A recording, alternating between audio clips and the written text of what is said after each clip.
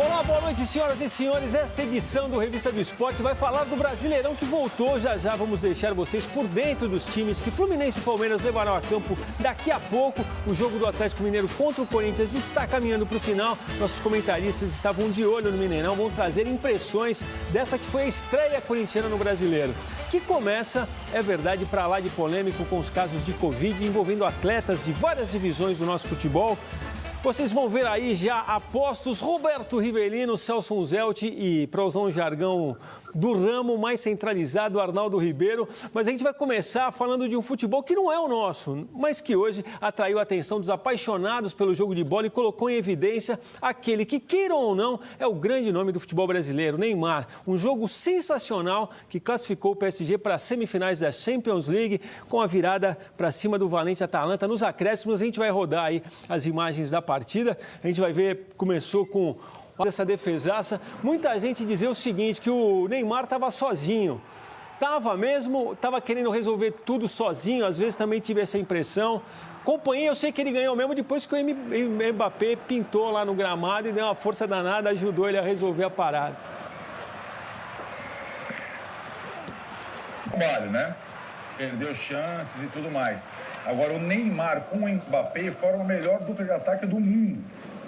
E sai o gol da vitória, tudo nos acréscimos, a vitória necessária, obrigatória, espetacular pelo contexto. Teve o melhor em campo no Neymar, mas, para mim, a chance dele e do seu time ganharem, enfim, a Champions League é essa dupla funcionar como funciona junto. É o Mbappé evoluir fisicamente nos próximos dias, jogar as duas partidas, jogar a semifinal, jogar a decisão, e aí sim, com uma dupla, sem tentar resolver sozinho, se é que vocês me entendem, o Neymar tem chance de fazer história, enfim. Bom, muito se falou, Rival. O que é que diz teu feeling de boleiro, Rival? O momento... Não, eu gostei. Pelo menos, Blá, o tempo que eu assisti, que eu fiquei procurando, não achei muito, demorei para achar, mas eu achei o Neymar realmente mais tranquilo, tocando a bola, procurando uma posição, não pegar a bola toda hora que queria resolver. E acontece o seguinte, é o que faz diferença. O segundo gol foi incrível. O tapa que ele deu, que ele serviu o Mbappé, meu Deus do céu. São dois jogadores, eu concordo com o Arnaldo quando diz, né? Os dois jogadores se conhecem, isso é importante. Aquele tapa é que eles se conhecem. Fala, pô, o Mbappé já saiu, falou, pô, o Neymar vai dar o tapa para mim. Aí cruzou e o rapaz fez o segundo gol. E merecido. Realmente pesa, tem de pesar essa camisa. Não sei se vai ser campeão. Mas deu um passo importante. Realmente gostei do Neymar. O Neymar mais ligado no futebol, mais participativo, mais não querendo resolver tudo sozinho. Vem quando os caras chegam duro nele. Mas pelo menos é um Neymar diferente em campo e é o que resolveu. Realmente o primeiro gol ele deu um pouco de canela meio machucado, mas o Marquinhos fez o primeiro gol. E o segundo não. O segundo, impressionante a assistência que ele deu para o Mbappé. O detalhe é fogo. Realmente, se aquela bola do primeiro gol ali do passe, Celso, não dá uma mastigada, eu vou tocar a bola para você, eu vou querer saber se eu senti sozinho isso, que o Neymar estava um pouco querendo resolver o jogo sozinho no início. E vou pedir para você, na sua colocação, responder para o Juliano Mariano aqui, nosso telespectador, que assim que o jogo acabou, mandou uma pergunta para a gente aqui, querendo saber se o PSG realmente for campeão da Champions, o Neymar chega ao melhor do mundo. Não sei, boa noite, talvez não, é uma visão muito brasileira. Do ponto de vista do mundo hoje, quem virou esse jogo foi o Mbappé, que entrou e mudou. Agora uma justiça tem que ser feita ao Neymar. Eu acho que ele não tentou resolver sozinho no primeiro tempo, tanto que teve lance ali que ele podia ter chutado e meio que cruzou e acabou perdendo justamente por procurar alguém. Eu acho que a questão hoje é que ele não tinha alguém. Então, pachequismos à parte, visão do brasileiro à parte, que é uma coisa muito diferente do resto do mundo vendo esse jogo, né? Essa atenção excessiva no Neymar é muito nossa. Então, com tudo isso à parte, eu avalio que foi uma das grandes partidas da carreira do Neymar, em termos de participação, em termos até coletivos, e no fim fez justiça não só ao PSG, que também, que diabos, o pão do PSG sempre caía de manteiga para baixo, né? O que esse time já tomou de virada em Champions na vida, e hoje foi muito importante para o PSG, mas foi muito importante para o Neymar, foi muito importante para o resto da carreira dele. Essa questão do melhor do mundo, Eu acho, por exemplo, que o Mbappé é um candidato a dividir com ele os muros desse título aí. Como a grande Champions que o Neymar jogou, já tinha gente na frente, né? No caso o Messi, no caso o Suárez. Então, ele rodou e não fugiu muito dessa condição de estar dividindo com alguém. Agora, com tudo isso, fora essa parte aí, eu não tenho dúvida que foi uma das grandes partidas da carreira dele, a despeito do gol quase de Diego Souza que ele perdeu. Me lembrou o gol do Diego Souza ali na defesa do Cássio. A diferença é que o Diego Souza veio com a bola desde o campo dele. Né? Mas quanta diferença. Ó, eu sei que o assunto é bom, mas eu quero avisar os senhores que o Campeonato Brasileiro vem aí. A gente sabe que quando vira a chavinha da tarde para a noite, às vezes dá uma depressão danada. Então, antes de fechar o primeiro bloco aqui, eu vou pedir para vocês falarem do Santos. Amanhã encara o Inter no Beira-Rio. Tudo indica que o time santista cumprirá essa missão com cautela. A gente separou até uma notícia a respeito do Santos, que é do portal da Fox até, falando do último treino, né, antes do time partir para Porto Alegre. Está aí falando que muito provavelmente o Cuca tenha 3 zagueiros para enfrentar o Inter lá. Vai ser na retranca mesmo, então, Arnaldo? Pois é, né, Vlad? No dia que o Neymar espalha o moicano e tudo mais, a gente lembra do moicano dele no Santos, remete ao Santos e a gente tem que virar a chavinha. Quando está em fase final de Champions e início de campeonato aqui, tem uma diferença grande mesmo. O Santos não tem mais o Neymar, não tem mais jogadores, não tem mais o Gabigol, não tem mais o Bruno Henrique. O Santos tem que jogar de acordo com as suas possibilidades. É um jogo difícil, é um adversário que tem, sobretudo quando joga em casa, com o comando do Kudê, sido assim impositivo. Eu entendo o Cuca, porque o Cuca é daqueles treinadores, e tem vários, o Sampaoli é outro, que arma um time de acordo com cada adversário. O esquema que ele está montando para o Santos é adaptado à característica do Internacional. Então eu entendo que o Santos, que quase ganhou na estreia, mas tomou o gol de empate do Bragantino, vá para Porto Alegre com a devida cautela. Até porque o Cuca tem nem uma semana de trabalho, né? Ele tem tentado, na base da observação e da conversa, montar o time para essas primeiras rodadas, muito mais no conhecimento fora de campo dos jogadores do que provavelmente do trabalho do dia a dia. O torcedor santista, depois das ponderações do Arnaldo, tenho certeza que, pensando também no Soteldo e no Marinho, essa hora está com um sorriso mais bem colocado no rosto. Vou roubar a bola do Celso e do Riva aqui. A gente vai fazer um rápido intervalo e volta para falar só de Brasileirão, com as escalações de Fluminense e Palmeiras, para contar para vocês o que rolou lá no Mineirão com Galo e Corinthians. Segura aí que o Revista do Esporte volta em 2 minutos. Até já.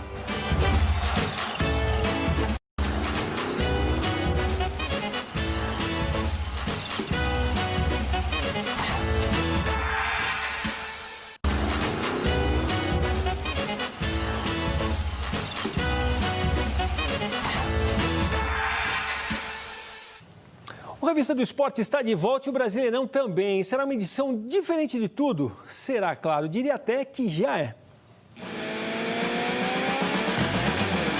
Ele tem a fama de ser um dos campeonatos mais difíceis do mundo. Nem por isso, ao longo do tempo, deixou de ter favoritos, que, por sua vez, nunca foram tão desafiados.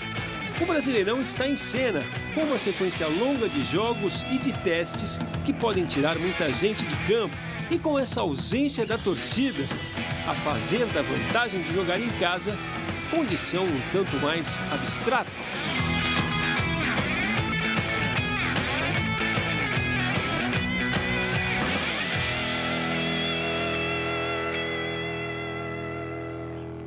Bom, e quando a gente falou de testes aí, os primeiros jogos acabaram mostrando realmente esse favoritismo. Não sei se está exatamente ameaçado, porque os times com um elenco menor vão sentir mais esses desfalques. Como é que você está vendo tudo isso, Celso? Eu confesso que a gente fica temeroso até de entrar numa seara médica que não é muito a nossa área. A única coisa que eu quero dizer é o seguinte: a gente não teve até agora um histórico, a gente já teve caso como o torneio do Djokovic, lá de atletas positivados para a Covid, a gente não teve até agora uma evolução de um quadro. Eu espero que ninguém esteja se amparando nisso para tomar as atitudes que estão sendo tomadas, porque basta perder uma vida para que tudo fique muito claro de que o caminho pode estar muito errado. Vladimir, eu vejo com muita tristeza, a gente está enxugando o gelo. É muita utopia você achar que vai cercar esse vírus, ainda mais, a gente não está falando de uma competição como a NBA, ou como foi o Campeonato do Nordeste aí no fim, nem o Campeonato do Nordeste foi porque fizeram questão de jogar estadual junto. Mas a gente não está falando de um campeonato que possa ser disputado dentro de uma bolha. É um campeonato de 38 rodadas, num país continental. Hoje mesmo a gente ficou sabendo, você falou da Seara Médica, o médico responsável do Einstein afirmou que é impossível cumprir os prazos do futebol pela questão da quarta e domingo.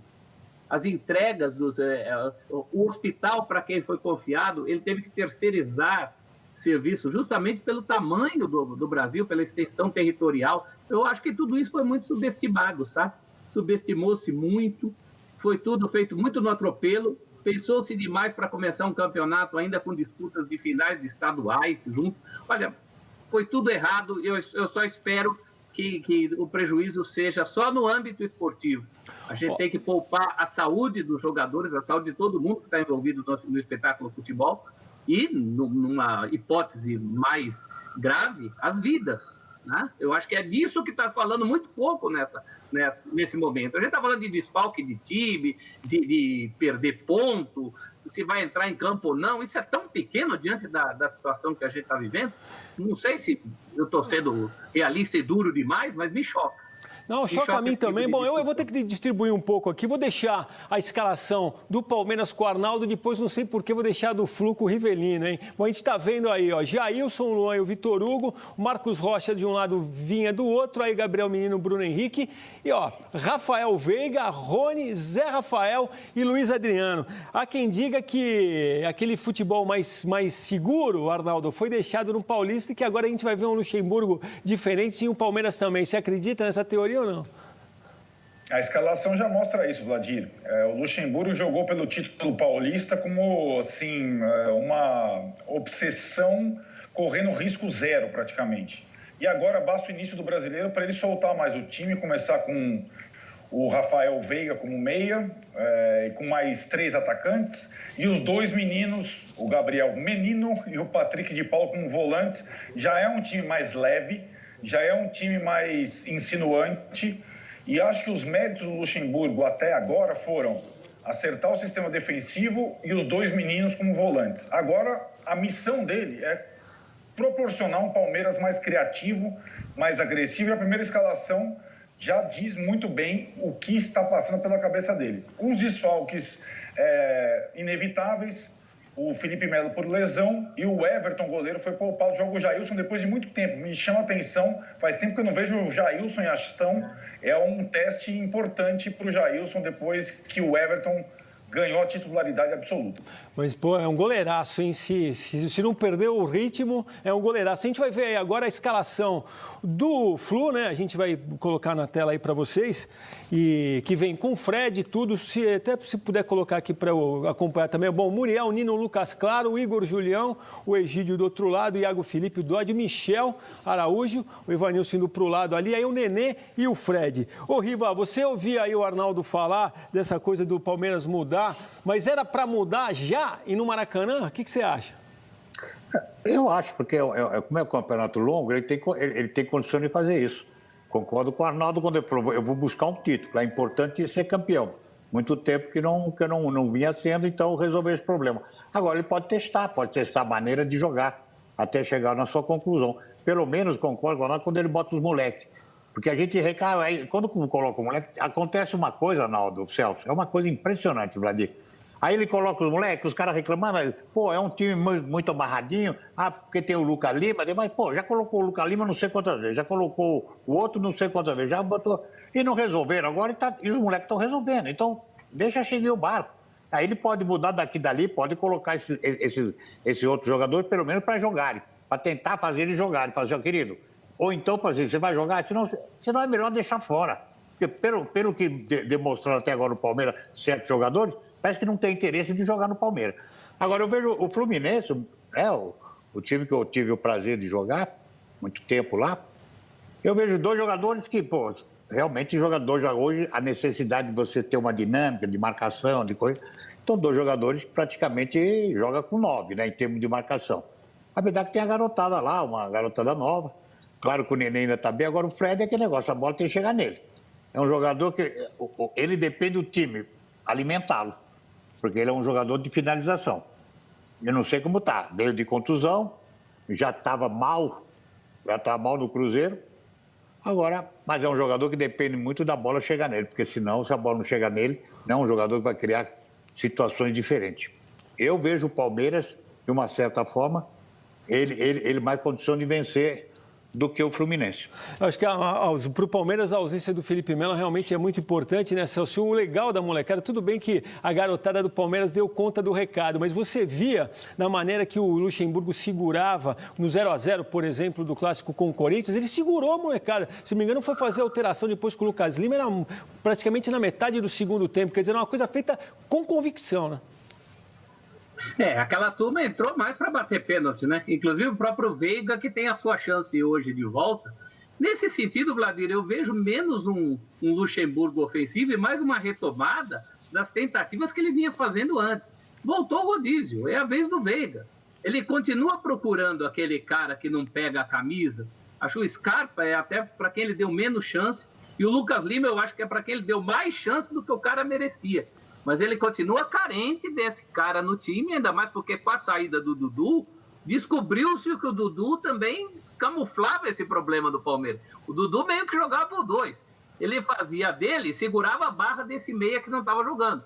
O problema é o mesmo, o dilema continua. O grande acerto, os dois meninos. E a estabilidade da defesa. Agora é daí para frente. Hoje é um adversário bom para testar isso. O Fluminense é um adversário hoje acessível ao Palmeiras.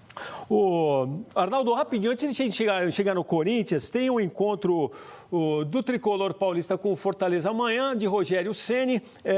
Eu, às vezes, fico me perguntando, estou vendo o Hernanes meio, não é o caso por causa da questão física, mas você acha que deu para o Hernanes, cara, essa passagem no São Paulo? Como é que você está vendo isso? Tem o Lisiero ocupando o lugar também, do Pato. Então, esse confronto, né, Diniz e Rogério Ceni, é aquele confronto que, se tivesse torcida, o Diniz ia passar maus bocados.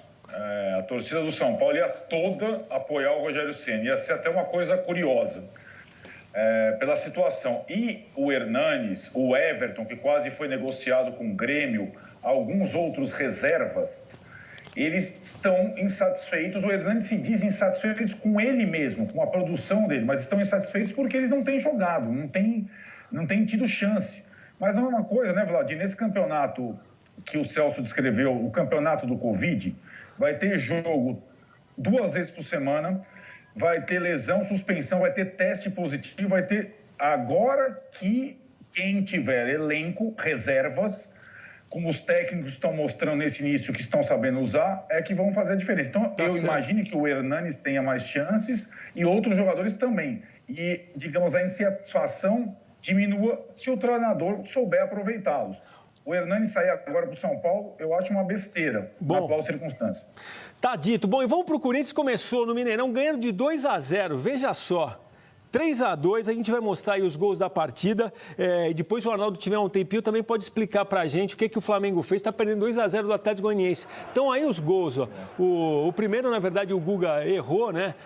Nasceu de um erro do Atlético Mineiro. Mas eu vou tocar a bola para vocês, até porque o nosso tempo é curto. Celso, você olhou tudo isso, eu brinquei com você que o jogo no final acabou da maneira que todo mundo imaginava. Começou muito diferente, mas acabou sem surpresa. Foi um primeiro tempo surpreendente, Vladimir, porque o Corinthians acertou 2 gols nas 3 oportunidades que teve. Se é que aquele lance que o Ramiro chuta lá na lua foi oportunidade. Quando o Atlético vira para 3-2, o placar de finalizações era de 20-3 a favor do Atlético Mineiro. O Cássio tinha pego bolas importantes com 10 minutos de jogo. Defesaça. Tinha salvado o Corinthians. Mas como o futebol é futebol, o Corinthians virou ganhando por 2-0. Esse time do Sampaoli, ele está se caracterizando por um tempo no cravo e outro na ferradura, desde o Campeonato Mineiro. Eu acho que esse é o grande acerto que o Sampaoli tem que fazer no Atlético, né? Um futebol mais coeso entre as 2 etapas, porque isso vem se repetindo ultimamente. O jogo já está nos acréscimos, ainda 3-2. A toada inteira do jogo foi isso. O Atlético Mineiro jogou na área do Corinthians. O que a gente pode discutir foram os espaços que o Galo deu para o Corinthians fazer esses 2 gols no primeiro tempo. Mas o resultado acabou sendo muito justo. O torcedor corintiano que acompanhou sabe muito bem disso. Foi você que brincou, né, Riva, que o São Paulo é um cara que vai para frente, mas também deixa o time adversário fazer gol, né? Detalhe que o primeiro e o segundo aí marcados pelo Johan, que foi uma opção dele depois do intervalo.